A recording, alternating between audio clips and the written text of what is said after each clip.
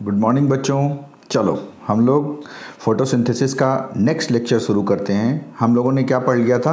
हम लोगों ने पढ़ लिया था लाइट रिएक्शन। ठीक है, लाइट रिएक्शन हम लोगों ने फोटोसिंथेसिस में कंप्लीट कर लिया है। ठीक, चलिए अभी हम क्या बात करेंगे? लाइट रिएक्शन के बाद हम बात करेंगे डार्क रिएक्शन की। किसकी बात करेंगे? हम बात करेंगे डार्क रिएक्शन की।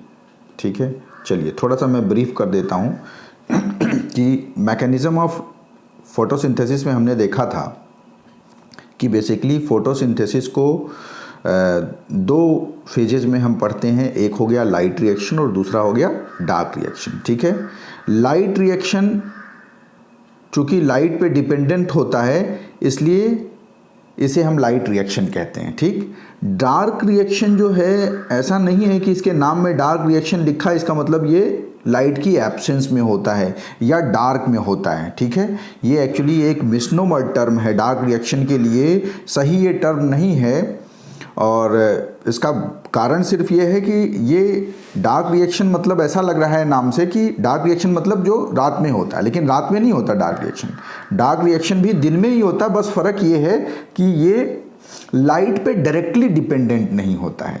तो एक्चुअली इसे डार्क रिएक्शन कहने की बजाय इसे ज़्यादा सही है कि इसे हमें क्या कहना चाहिए? Light independent reaction. मतलब ये लाइट पे डिपेंडेंट नहीं होता, इसलिए डार्क रिएक्शन की बजाय इसे लाइट इनडिपेंडेंट रिएक्शन कहना ज़्यादा एक आप कह सकते हैं बेटर ऑप्शन है। ठीक है, चलिए तो अब हमने बताया था कि लाइट रिएक्शन में बेसिकली क्या होता है भाई। लाइट रिएक्शन में देखिए एसिमिलेटरी पावर बनता है। क्या बनता है? Assimilatory power. फोटोसिंथेसिस के दौरान देखिए जो simple inorganic material, raw material carbon dioxide है और वाटर का इस्तेमाल हो करके ग्लूकोज की सिंथेसिस होती है। और ये जो ग्लूकोज बनता है, ये मैंने बताया था आपको कि ग्लूकोज किससे बनता है? कार्बन डाइऑक्साइड से। किससे बनता है? कार्बन डाइऑक्साइड से। ठीक है, तो लाइट रिएक्शन में आपने पढ़ लिया कि लाइट रिएक्शन में बेसिकली एडीपी एटीपी में कन्वर्ट होता है, एनएडीपी NADPH2 में कन्वर्ट होता है और फोटोलिसिस ऑफ वाटर होता है जिसमें oxygen as a by product release होता है। ठीक है, ये हमने लाइट रिएक्शन में डिटेल पढ़ लिया। Cyclic photophosphorylation, non cyclic photophosphorylation, electron transport chain, ये सारी चीज़ें हमने पढ़ ली है। ठीक है, और लाइट रिएक्शन का जो एसेंस था वो यही था कि लाइट रिएक्शन में बनने वाला जो एसिमिलेटरी पावर है, इसी एसिमिलेटरी पावर का देखिए इस्तेमाल करके ये जो कार्बन डाइऑक्साइड है ये ग्लूकोज बना लेता है। क्या बना लेता है? ग्लूकोज। यानी डार्क रिएक्शन में बेसिकली कार्बन डाइऑक्साइड का फिक्सेशन होता है। क्या होता है? कार्बन डाइऑक्साइड का फिक्सेशन होता है। क्या बनाने के लिए होता है भाई? कार्बन डाइऑक्साइड का फिक्सेशन करके ग्लूकोज बनाया जाता है, यानी फूड का फॉर्मेशन होता है। ठीक, तो डार्क रिएक्शन अगर आप ध्यान दीजिए यहाँ पे, तो इसको थोड़ा सा अब हम डिटेल करते हैं डार्क रिएक्शन, क्योंकि लाइट रिएक्शन तो हमने पढ़ लिया है। अब इस डायग्राम को मैंने इसलिए दोबारा दिया आपको कि एटलीस्ट आप ये समझ लो कि लाइट और डार्क रिएक्शन के आपस में क्या कनेक्शन है। ठीक है, यानी अगर लाइट रिएक्शन ना हो, मान लो लाइट रिएक्शन ना हो, मान लो किसी कारणवश लाइट रिएक्शन ना हो, तो ये एसिमिलेटरी पावर नहीं बनेगा। और अगर एसिमिलेटरी पावर नहीं बनेगा तो ये कार्बन डाइऑक्साइड होते हुए भी ग्लूकोज का फॉर्मेशन नहीं होगा, क्योंकि कार्बन डाइऑक्साइड से ग्लूकोज बनाने के लिए आपको ये एसिमिलेटरी पावर चाहिए ही चाहिए। अगर ये नहीं होगा तो डार्क रिएक्शन नहीं होगा, यानी ग्लूकोज की सिंथेसिस भी नहीं होगी। मतलब लाइट रिएक्शन और डार्क रिएक्शन आपस में रिलेटेड हैं, डिपेंडेंट है। आप कह सकते हैं कि ये जो डार्क रिएक्शन है ये डिपेंडेंट है किस पे? लाइट रिएक्शन पे। क्लियर है? इतना बात समझ में आ गया? यानी डार्क रिएक्शन का लाइट से सीधा लेना देना नहीं है, लेकिन लाइट रिएक्शन का जो प्रोडक्ट है यानी एसिमिलेटरी पावर, उस एसिमिलेटरी पावर का इस्तेमाल करके ही कार्बन डाइऑक्साइड से ग्लूकोज बनता है। यानी आप कह सकते हैं कि डार्क रिएक्शन जो है इनडायरेक्टली लाइट रिएक्शन का जो प्रोडक्ट है यानी एसिमिलेटरी पावर उस पे निर्भर होता है। क्लियर है? चलिए तो अब डार्क रिएक्शन को हम लोग डिटेल करते हैं। डार्क रिएक्शन में देखिए, अब यहाँ भी एक इक्वेशन मैंने आपको बताया था, इस इक्वेशन पे थोड़ा सा फोकस करेंगे हम लोग। यहाँ देखिए मैंने आपको बताया था कि फोटोसिंथेसिस में 6 मॉलिक्यूल ऑफ कार्बन डाइऑक्साइड से एक ग्लूकोज का मॉलिक्यूल बनता है, ठीक है। और 6 मॉलिक्यूल ऑफ कार्बन डाइऑक्साइड से जो ये ग्लूकोज बन रहा है ना, इसी स्टेप के लिए जो रिस्पॉन्सिबल आप कह सकते हैं रिएक्शन है, उसी को हम कहते हैं डार्क रिएक्शन। क्या कहते हैं? Dark reaction. यानी आप कह सकते हैं कि कार्बन डाइऑक्साइड का यहाँ ग्लूकोज जो बन रहा है, तो कार्बन डाइऑक्साइड का जो फिक्सेशन हो रहा है उसमें कार्बन डाइऑक्साइड का क्या हो रहा है, बता चुके हैं शुरू में हम, रिडक्शन हो रहा है। क्या हो रहा है? रिडक्शन।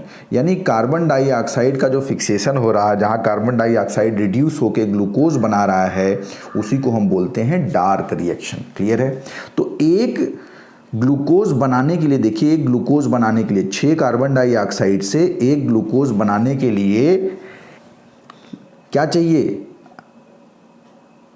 चाहिए आपको 12 NADPH2 और 18 ATP चाहिए, जिसे हम एसिमिलेटरी पावर कहते हैं। और देखो, ये एसिमिलेटरी पावर किससे बन के आ रहा है? लाइट रिएक्शन से बन के आ रहा है। क्लियर है?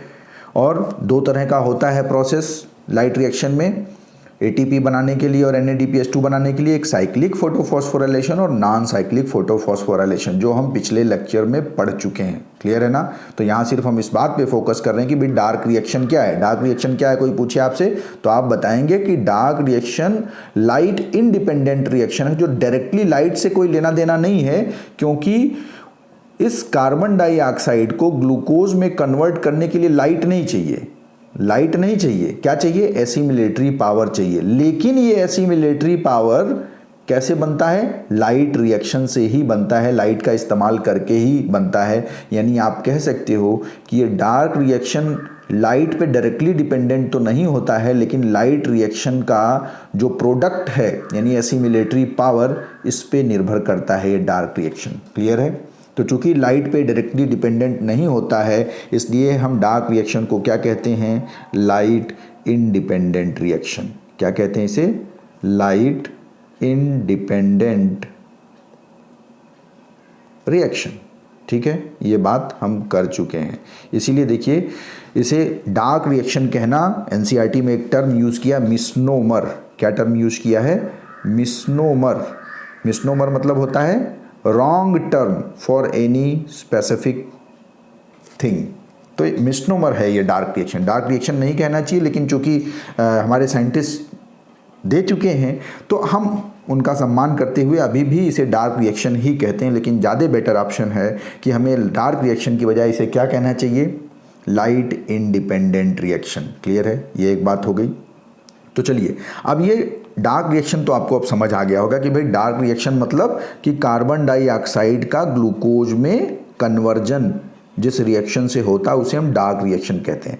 अभी कितना आसान लग रहा है कि एक स्टेप में कार्बन डाइऑक्साइड है, उससे कार्बन और ऑक्सीजन तो है ही, हाइड्रोजन जोड़ दिया, साथ में हाइड्रोजन जोड़ दिया तो ग्लूकोज बन गया। लेकिन आप ध्यान दीजिए कि ये सिंगल स्टेप प्रोसेस नहीं है, ये एक कॉम्प्लेक्स प्रोसेस है जिसमें पूरा एक साइकिल इन्वॉल्व होता है। ठीक है, तो ये एक कॉम्प्लेक्स प्रोसेस जो डार्क रिएक्शन है, ये डार्क रिएक्शन कई टाइप का होता है, जो हम नेक्स्ट जो आपको इन्फॉर्मेशन पढ़नी है वो ये देखिए कि ये जो डार्क रिएक्शन है, पहला पॉइंट देखते हैं हम लोग, जो मैंने आपको बताया है कि this reaction is not directly dependent on light but dependent on the product of light reaction, that is ATP और NADPH2, जिसे हम एसिमिलेटरी पावर कह रहे हैं। तो पहली एक बात आपको समझ में आ गई होगी कि भाई डार्क रिएक्शन डायरेक्टली जो है लाइट पे डिपेंडेंट नहीं होता है, लेकिन लाइट रिएक्शन का जो प्रोडक्ट है यानी एसिमिलेटरी पावर, उस पर ये निर्भर होता है। ठीक, दूसरा बात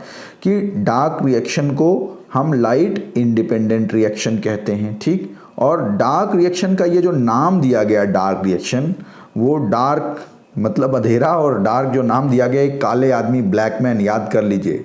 ब्लैकमैन एक साइंटिस्ट थे, ये मैं थोड़ा सा आपको याद हो जाए इसलिए टर्म यूज़ कर रहा हूँ।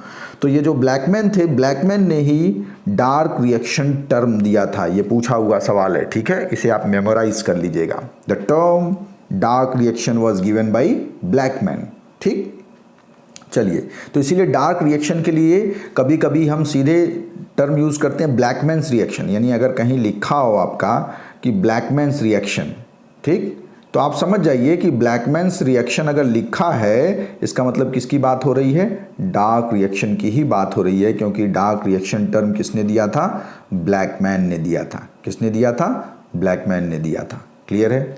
दूसरा पॉइंट, अब जो मैंने आपको बताया कि भाई ये जो डार्क रिएक्शन में कार्बन डाइऑक्साइड से ग्लूकोज बन रहा है वो सिंगल स्टेप प्रोसेस नहीं है। क्या है वो सिंगल स्टेप प्रोसेस नहीं है, मतलब एक सिंगल स्टेप में कार्बन डाइऑक्साइड ग्लूकोज में नहीं कन्वर्ट होगा, ठीक है। तो वो बेसिकली दो पाथवे फॉलो करता है, एक पहला है कि कार्बन डाइऑक्साइड से ग्लूकोज जो बनता है वो बनता है बाई कैल्विन साइकिल, और इसी कैल्विन साइकिल को हम C3 साइकिल भी कहते हैं, ठीक है। C3 साइकिल इसलिए कहते हैं क्योंकि इस कैल्विन साइकिल इसलिए कहते हैं क्योंकि इस साइकिल को खोजा था कैल्विन ने, साइंटिस्ट का नाम है। और C3 साइकिल इसलिए कहते हैं क्योंकि इस साइकिल में जो फर्स्ट स्टेबल कंपाउंड बना था, यानी कार्बन डाइऑक्साइड से ग्लूकोज बनाने के दौरान जो फर्स्ट स्टेबल कंपाउंड बना था वो एक 3 कार्बन कंपाउंड 3 फॉस्फोग्लिसरिक एसिड था। इस वजह से इस कैल्विन साइकिल को हम C3 साइकिल भी कहते हैं, और जिन प्लांट्स में ये C3 साइकिल या कैल्विन साइकिल होता है उसे हम C3 प्लांट्स भी कहते हैं, ठीक है। तो ये कुछ टर्म आपको ध्यान रखना है, याद रखिएगा। अभी डिटेल में पढ़ना, आप परेशान मत होइए, अभी सिर्फ ये समझिए कि हाँ भाई कार्बन डाइऑक्साइड का जो फिक्सेशन हो रहा है वो एक कॉम्प्लेक्स केमिकल प्रोसेस के थ्रू हो रहा है, एक साइक्लिक रिएक्शंस के थ्रू हो रहा है। उनमें जो पहला रिएक्शन है जिससे ग्लूकोज का फॉर्मेशन होता है, जिसे खोजा गया, वो पहला रिएक्शन जो खोजा गया वो था कैल्विन साइकिल या C3 साइकिल। क्लियर है।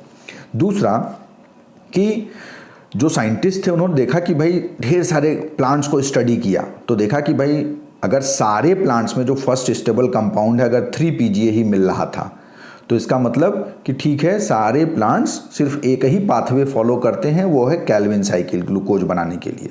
लेकिन कुछ साइंटिस्ट थे, उन्होंने देखा, जिनमें मेन हैचेनस्लैक थे। कौन थे? हैचेनस्लैक। तो कुछ साइंटिस्टों ने देखा कि भाई जो कुछ प्लांट्स हैं, सारे प्लांट्स नहीं, कुछ प्लांट्स हैं, उनमें first stable compound C3 compound की बजाय एक 4 कार्बन कंपाउंड पाया गया, जिसे हम कहते हैं ऑक्सैलो एसिटिक एसिड। ये अभी आगे हम डिटेल में पढ़ेंगे, अभी सिर्फ इतना जान लो। ऑक्सैलो एसिटिक एसिड यानी कुछ ऐसे पौधे थे जिनमें first stable compound oxalo acetic acid बन रहा था। इसका मतलब कि सारे पौधों में कैल्विन साइकिल से कार्बन डाइऑक्साइड से ग्लूकोज नहीं बनता। कुछ और भी पौधे हैं जिनमें कोई दूसरा पाथवे फॉलो होता है, जिसमें first stable compound oxalo acetic acid बनता है, और उस दूसरे पाथवे को खोजा किसने? हैचेनस्लैक ने खोजा। इसलिए इस दूसरे पाथवे का नाम है हैचेनस्लैक साइकिल। क्या है नाम? हैचेनस्लैक साइकिल। यानी कुछ प्लांट्स ऐसे होते हैं जिसमें फर्स्ट स्टेबल कंपाउंड एक 4 carbon compound oxalo acetic acid होता है, ठीक है, जिसे खोजा था हैचेनस्लैक ने। और चूंकि first stable compound 4 carbon compound है, इसलिए इस साइकिल को हम क्या कहते हैं? C4 cycle. क्लियर है। और वो प्लांट्स जिनमें C4 साइकिल के द्वारा फोटोसिंथेसिस होता है उन्हें हम क्या कहेंगे? उन्हें हम बोलेंगे C4 प्लांट्स। क्लियर है।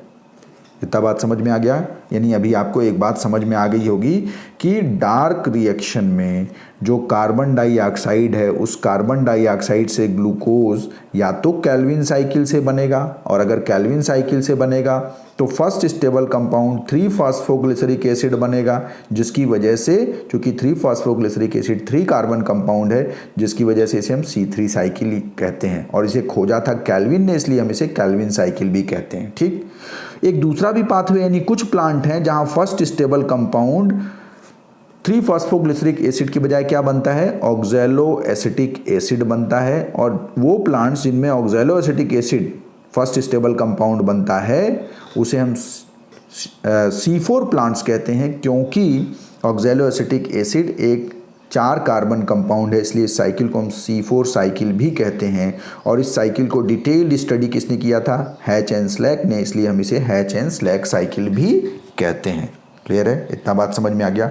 और एक और पाथवे है जो सिर्फ कुछ खास प्लांट्स में पाया जाता है, जिसके थ्रू वो कार्बन डाइऑक्साइड को ग्लूकोज में फिक्स करते हैं, ग्लूकोज में कन्वर्ट करते हैं, वो है कैम साइकिल। क्या है? CAM cycle. तो ध्यान रखिएगा, आगे अभी हम लोग जब डिटेल में पढ़ेंगे तो देखेंगे कैम साइकिल कुछ अलग नहीं है। कैम साइकिल एक तरह का C4 साइकिल ही है। ठीक, सिर्फ C4 साइकिल के करने का तरीका थोड़ा अलग है कैम साइकिल में, जो डिटेल में आगे हम पढ़ेंगे। यानी कैम साइकिल में भी फर्स्ट स्टेबल कंपाउंड क्या बनेगा? ऑक्सैलो एसिटिक एसिड ही बनेगा। और यहाँ कैम किसी साइंटिस्ट का नाम नहीं है, कैम का फुल फॉर्म होता है क्रैसुलेशियन एसिड मेटाबॉलिज्म साइकिल। ठीक है, जो सबसे पहले ये साइकिल खोजा गया था क्रैसुलेसी फैमिली के प्लांट्स में। चूंकि क्रैसुलेसी फैमिली के प्लांट्स में खोजा गया था, इसलिए इसे हम क्रैसुलेशियन एसिड मेटाबॉलिज्म साइकिल भी कहते हैं। क्लियर है? जिसे हमें डिटेल में आगे पढ़ना है। तो डार्क रिएक्शन में हमें यही 3 साइकिल डिटेल में पढ़ना है। कैल्विन साइकिल यानी C3 साइकिल, हैचेन-स्लैक साइकिल यानी C4 साइकिल, और कैम साइकिल यानी क्रैसुलेशियन एसिड मेटाबॉलिज्म साइकिल। क्लियर है? चलिए अब सिर्फ इसमें कुछ पॉइंट्स हम देख लेते हैं डार्क रिएक्शन के, उसको डिस्कस कर लेते हैं।